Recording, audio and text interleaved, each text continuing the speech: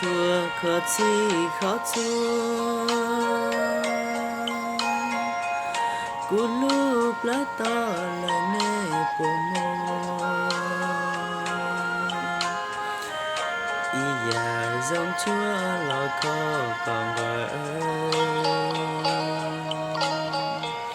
vì mò cú thâu kê chỉ tàu lợi cha xia sao kê lo nê khó tao kê lô mó lao kê lô chỉ cho của mô nhà chúa lo khó hồ mó lô mó gió bự chỉ chờ gió là địa hào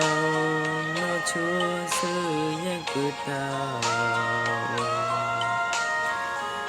kể lô món nào kể lô chỉ cho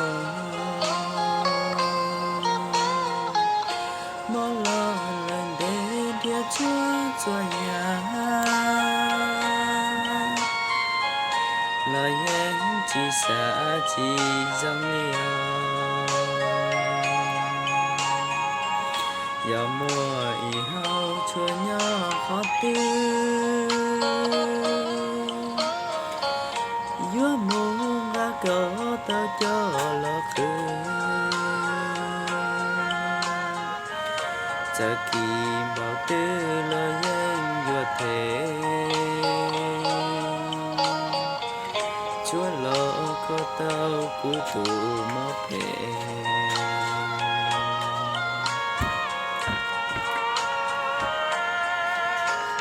Hello, bye bye, love you.